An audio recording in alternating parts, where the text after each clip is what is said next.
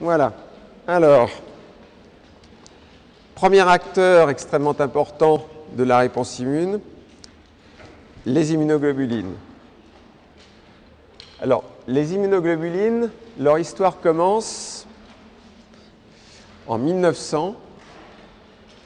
C'était le moment où il y avait l'exposition universelle à Paris. Et ça, c'est une vraie photo de la construction de l'exposition universelle à Paris. Pourquoi ça commence vraiment à ce moment-là? Parce que vous avez ce monsieur qui s'appelle Paul Ehrlich. C'est une photo qu'on voit assez rarement de lui, qui, dans une conférence qui a eu lieu en 1900, a commencé à décrire les anticorps. Vous avez cette photo-là que vous voyez souvent dans les livres d'immunologie. Vous voyez les anticorps ici. Et il y en a une autre photo qu'on voit moins, qui est ici.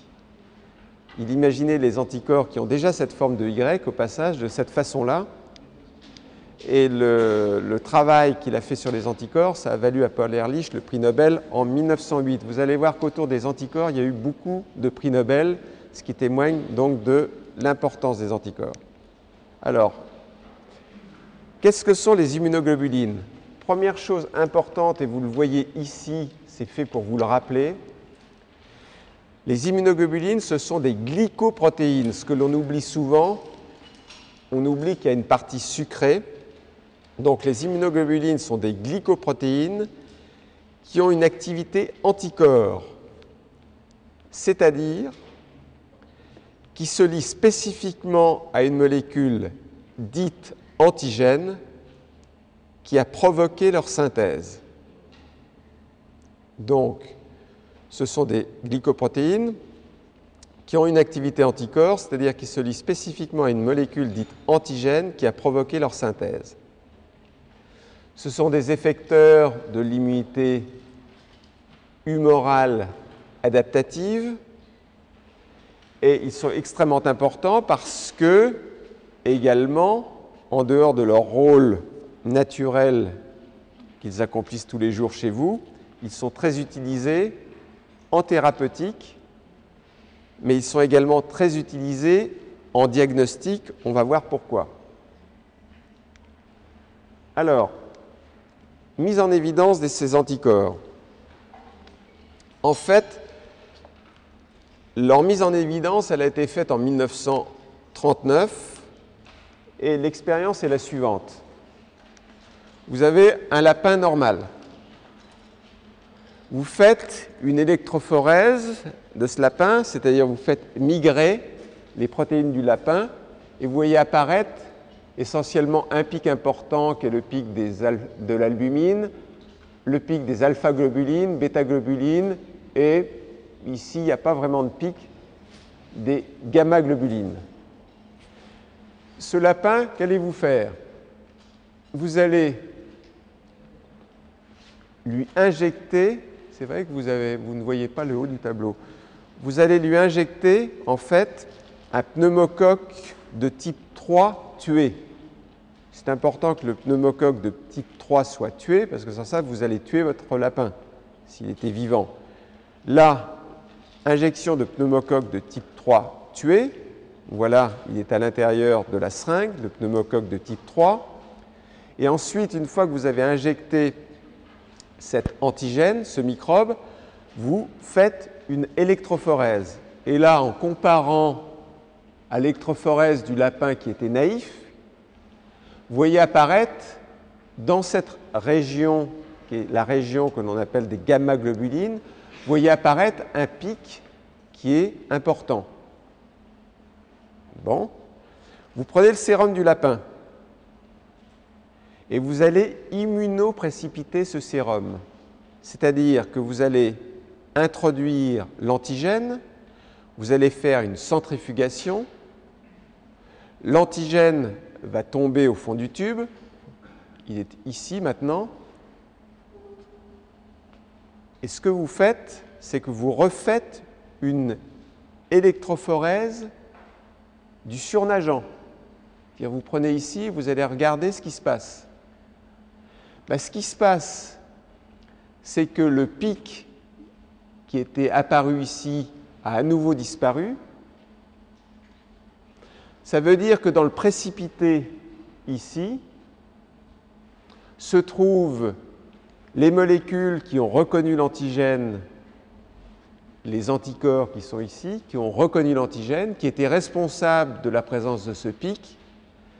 Ces molécules, ces anticorps, sont au fond du tube. Dans le surnageant, elles ont disparu, ce qui veut dire que, en fait, les anticorps, les immunoglobulines, sont dans la région des gamma-globulines. En fait, la plupart des anticorps, effectivement, à l'électrophorèse, migrent bien dans la région des gamma-globulines, mais on sait aussi qu'il y en a qui migrent dans la région des bêta-globulines. Alors, lorsque vous avez trop d'anticorps, vous faites ce qu'on appelle une gammapathie monoclonale, c'est un cancer. Par contre, lorsque vous n'avez pas assez d'anticorps, c'est ce qu'on appelle les hypogamma-globulinémies, puisque ces anticorps migrent dans la région des gamma-globulines. Là, dans ces cas-là, vous allez faire des infections. Donc là, on a mis en évidence de façon extrêmement grossière, on est en 1939, il va falloir encore attendre quelques décennies pour savoir exactement la structure de ces anticorps. Mais tout de même, on sait qu'ils sont dans la région des gamma-globulines principalement. Alors,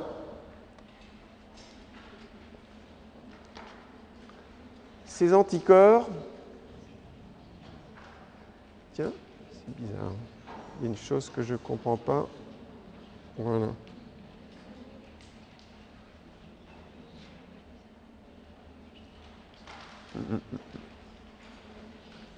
Bien. La mise en évidence de ces anticorps, en fait, celui qui a permis pour la première fois, en fait, d'avoir du matériel d'étude pour ces anticorps, c'est Ben Jones.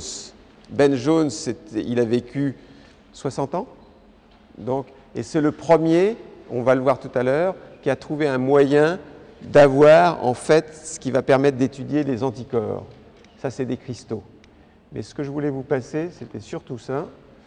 C'était le fait que ces anticorps avaient une dualité fonctionnelle. Les anticorps, vous savez pour l'instant, je vous l'ai déjà dit, qu'ils avaient une forme en Y. La dualité fonctionnelle, c'est parce que ces anticorps ont deux fonctions. Une fonction de reconnaissance, et quand je vous ai dit tout à l'heure que ces anticorps allaient être très utilisés pour le diagnostic, ce sont des réactifs extrêmement intéressants que l'on utilise justement pour leur fonction de reconnaissance. Donc, fonction de reconnaissance des anticorps, fonction effectrice, puisqu'une fois qu'ils ont reconnu l'antigène, il va falloir qu'ils soient effecteurs, c'est-à-dire qu'ils éliminent l'antigène. Et au passage à cette dualité fonctionnelle des anticorps, vous avez une dualité structurale. C'est-à-dire, dans le Y, ça va être ici les deux petites branches du Y où va être située la fonction de reconnaissance, alors que, en fait, ça va être ici, dans le I du Y, que se feront les fonctions effectrices. Donc, vous avez une dualité fonctionnelle qui est explicable par la dualité structurale. Bien. Alors,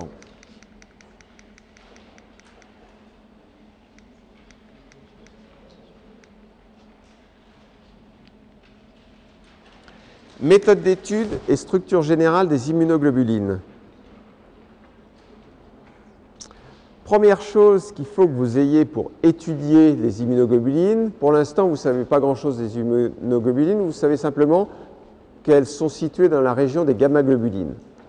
Mais pour pouvoir étudier ces immunoglobulines, il faut que vous ayez du matériel d'étude et vous l'aurez notamment lorsque soit la souris, soit l'homme fait un cancer des plasmocytes.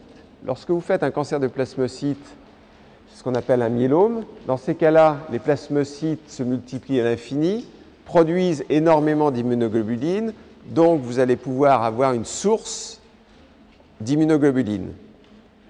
Lorsque tout à l'heure je vous ai parlé des protéines de Ben Jones, en fait ce qu'avait découvert Ben Jones sans le savoir, c'est que dans l'urine des patients qui ont un myélome, qui ont un cancer des plasmocytes, on retrouve dans l'urine des protéines tout à fait particulières qui sont ce qu'on appelle justement de son nom les protéines de Ben-Jones. Et ces protéines de Ben-Jones, qu'est-ce qu'elles ont comme particularité? Lorsque vous les chauffez, comme toutes les protéines, elles précipitent. Mais la particularité des protéines de Ben-Jones, c'est lorsque vous refroidissez en fait votre solution qui contient des protéines de Ben-Jones, à nouveau, ces protéines se redissolvent. Essayez de redissoudre un œuf dur, vous aurez peut-être un petit peu de mal. Alors que si vous prenez dans des urines d'un patient qui a malheureusement pour lui un myélome, qui fait un cancer des plasmocytes, qui a dans ses urines en fait une partie des immunoglobulines, vous le verrez, c'est simplement les chaînes légères qui sont passées dans l'urine. Et ces protéines de Ben-Jones, ce que ne savait pas Ben-Jones, ce sont en fait des chaînes légères des immunoglobulines. Et elles ont ces particularités, ces chaînes légères, c'est que vous chauffez la protéine, et c'est un test qui est fait dans les laboratoires d'analyse couramment. Hein. C'est un des moyens de diagnostiquer la protéine de Ben-Jones. Un des moyens, c'est de faire ce test. On chauffe, si ça redissout, c'est qu'il y a des protéines de Ben-Jones, c'est que malheureusement le patient a un myélome. En dehors de ça, ce myélome, donc, qui est une prolifération anarchique des plasmocytes, prolifération clonale. Ce myélome, qui est une maladie qui peut atteindre les grands et les petits, ceux qui ont suivi mon cours de M1 ne donnent pas la réponse. C'est Sarah, je ne sais pas si Sarah est là, qui me sert de... Est-ce que Sarah est là? Je suis perdu sans Sarah. En tout cas, donc Sarah ne donnera pas la réponse pour peu qu'elle soit là. Mais quel est le président de la République qui avait un myélome? Georges Pompidou. Donc, pour étudier donc, les immunoglobulines, vous n'allez pas prendre des sujets humains, fort heureusement, vous allez essayer d'avoir un myélome et d'induire ce myélome chez la souris. Alors, chez la souris, vous pouvez induire ce myélome tout simplement en injectant à la souris de l'huile minérale, et la souris peut développer un myélome.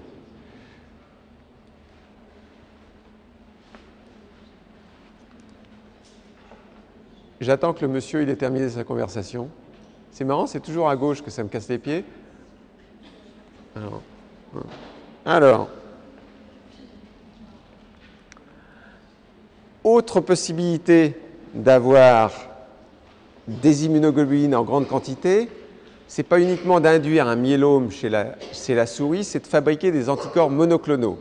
Alors les anticorps monoclonaux, vous allez en entendre parler 10 fois, mais c'est extrêmement important. Comment ça se fait un anticorps monoclonal? Vous avez ici une souris. Vous injectez un antigène à la souris.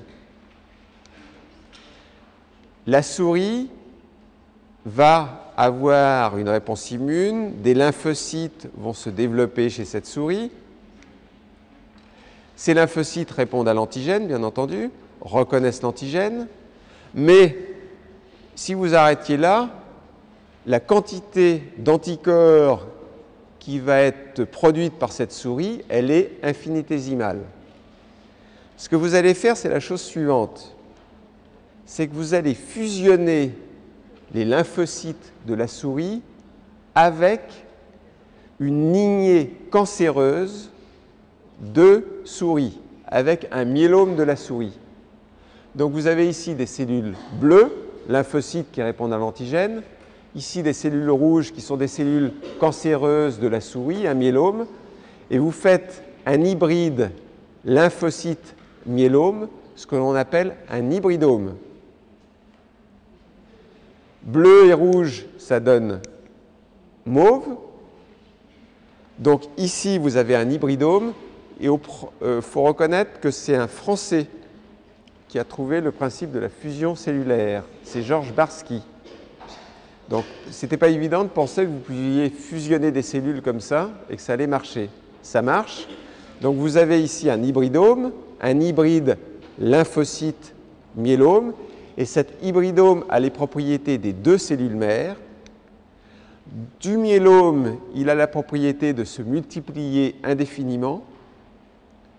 Et du lymphocyte, il a la propriété de produire toujours le même anticorps dirigé contre le même antigène. Donc là, vous avez créé artificiellement une source considérable d'anticorps. Au départ, un hybridome, et le laboratoire d'immunologie ici, celui que j'ai à l'hôpital, sont spécialisés dans la production de ces hybridomes. Ça tient un hybridome dans une petite ampoule qui est grande comme ça. Et à partir de cette petite ampoule, vous pouvez bâtir une usine entière, et ça se fait, avec des cuves qui sont énormes, qui vont toujours produire le même anticorps. Puisque maintenant, on en a besoin. Au départ, c'était de milligrammes, puis ensuite de grammes, et pratiquement maintenant, c'est des kilos d'anticorps. Bien, pour avoir trouvé en 1975 cette technique des hybridomes, c'était Kohler et Milstein. Voilà des cellules qui sont en train des hybridomes, des vrais hybridomes, qui sont en train de faire. Milstein, vous le savez déjà, a eu le prix Nobel en 1984 avec Georges Kohler. Donc, prix Nobel pour les hybridomes. Bien. Vous avez résolu un premier problème. Maintenant, vous avez une source indéfinie d'anticorps. Si vous êtes un petit peu dubitatif, vous pouvez dire oui, mais là, la source d'anticorps que vous me proposez, ce sont en fait des protéines qui sont issues de cellules cancéreuses. Est-ce que c'est vraiment la même chose, ces anticorps produits par les cellules cancéreuses, que les anticorps produits par les cellules normales? Globalement, oui. Donc, on va se servir de ces sources d'anticorps que l'on a donc chez la souris pour étudier donc les immunoglobulines. Les premières méthodes que l'on a pour étudier les immunoglobulines, ce sont des méthodes biophysiques, notamment l'ultracentrifugation. L'ultracentrifugation, ça vous donne des constantes de sédimentation. Et un anticorps, ça a une constante de sédimentation, tout du moins les anticorps de sous-classe IgG, c'est une constante de sédimentation de 7S. Et une constante de sédimentation de 7S, ça vous donne tout de même une information. Ça veut dire que la masse moléculaire d'un anticorps, c'est environ 150 000. Ensuite, vous allez faire, mais ça vous connaissez déjà, vous allez faire une électrophorèse du sérum pour retrouver que l'anticorps est effectivement dans la région des gamma-globulines. Vous pouvez précipiter, on est toujours dans des techniques biophysiques, vous pouvez précipiter ces anticorps par exemple par des sels neutres. Ça se précipite avec le sulfate d'ammonium. Ça, c'est une technique qu'on utilise couramment dans les laboratoires. Vous pouvez préparer ces anticorps en les faisant passer sur des colonnes échangeuses d'ions de DEAE cellulose. Bien, mais tout ça, ça vous donne des informations qui sont extrêmement brutes. Il faut tout de même rentrer maintenant dans les détails et vous allez regarder avec des méthodes qui combinent la biophysique et des méthodes de fractionnement enzymatique. Un petit peu plus en détail des anticorps, vous allez les fragmenter. Les premiers qui ont fait ces fragments, ou le premier, c'était dans les années 50, c'était Rodney Porter, qui a fait des expériences, on va le voir tout de suite, le voilà Rodney Porter, et pourquoi je vous le montre, c'est parce que lui, il a eu le prix Nobel en 1972. Je vous ai dit qu'il y a eu beaucoup de prix Nobel autour des anticorps, vous verrez qu'il ne l'a pas eu tout seul. Donc, prix Nobel en 1972. Et qu'est-ce qu'il a fait, lui? Il a utilisé en fait un enzyme qui était la papaïne. Il a digéré en fait des anticorps qui étaient des anticorps de lapin avec la papaïne. Il a fait passer ça sur une colonne échangeuse d'ions de carboxyméthylcellulose. Il a ensuite élué sa colonne avec des concentrations croissantes de sel. Il a regardé ce qui sortait de la colonne en regardant tout simplement l'absorption à 280 nanomètres. La 280 nanomètres, c'est ce qui vous repère les acides aminés tryptophane et tyrosine. Et en fait, qu'est-ce qu'il a vu? Il a vu ça. Il a vu en fait 3 pics. deux pics étaient importants, le pic 1 et 2, et un troisième pic, mais il s'est aperçu que la masse moléculaire des protéines qui sont à l'intérieur de ces pics ont des masses moléculaires de 50 000, ce qui fait des constantes de sédimentation de 3,5 S. Donc 3 pics avec à chaque fois 50 000 de masse moléculaire. Et il a vu la chose suivante. Dans les deux premiers pics, celui-ci, pic 1, pic 2, il s'est aperçu que ce qui était dans les deux premiers pics, c'était capable, en fait, de se lier avec l'antigène. Donc, ça liait l'antigène. Il s'est aperçu de ça parce qu'il arrivait à inhiber, en fait, la liaison de l'antigène avec l'anticorps entier avec ses fragments. C'est-à-dire les fragments inhibaient l'anticorps entier.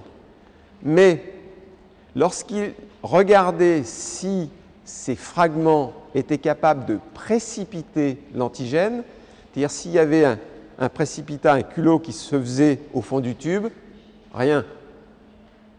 Donc la leçon, ça veut dire que ces fragments FAB sont capables de lier l'antigène, donc ils s'appellent FAB antigène binding. Le petit a, le petit b, c'est pour antigène binding. Donc il lie l'antigène.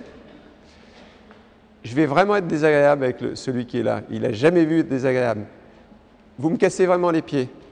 Ça va être enregistré. On saura que c'est vous qui me cassez les pieds. Alors, la prochaine fois, moi, c'est pas compliqué. Je ne veux plus vous voir. C'est-à-dire, si c'est pour qu'à chaque fois vous me cassiez les pieds, c'est difficile de faire le cours, d'être concentré. Vous me déconcentrez. La dernière fois, je vais cesser l'enregistrement du cours. Celui-ci aussi, pareil, il n'y aura pas d'enregistrement. Et vous le remercierez. Alors, ce n'est pas la peine de crypter ce cours-là.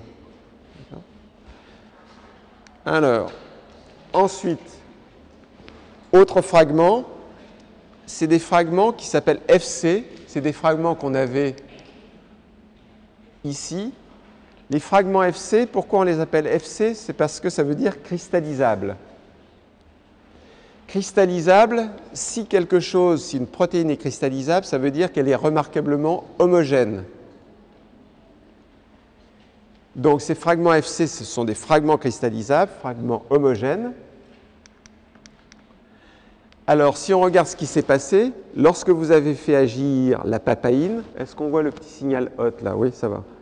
Lorsque on fait agir la papaïne, en fait, vous arrivez à fabriquer ces fragments FAB, et ces fragments FC, qui sont des fragments cristallisables, tout ça avec des masses moléculaires de 50 000. Et au passage, vous auriez tendance à vous dire, tiens, il y a deux pics ici dans lesquels j'ai des fragments FAB. Ben, vous dites, j'ai peut-être le bras droit dans le pic 1, le bras gauche dans le pic 2. En fait, ce n'est pas comme ça que ça se passe. Il y a deux pics parce qu'il y a une diversité des immunoglobulines. Et les immunoglobulines qui n'ont pas la même charge électrique vont se mettre en fait dans deux pics différents. Mais ce n'est pas le bras droit ici, le bras gauche là.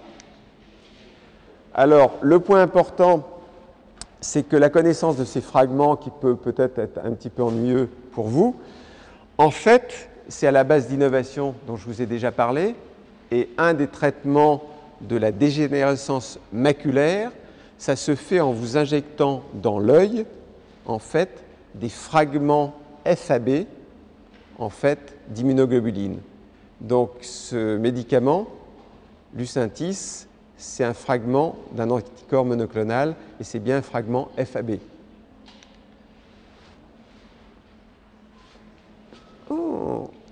Oui, théoriquement, j'ai terminé là. Donc, la prochaine fois, on parlera des fragments FC.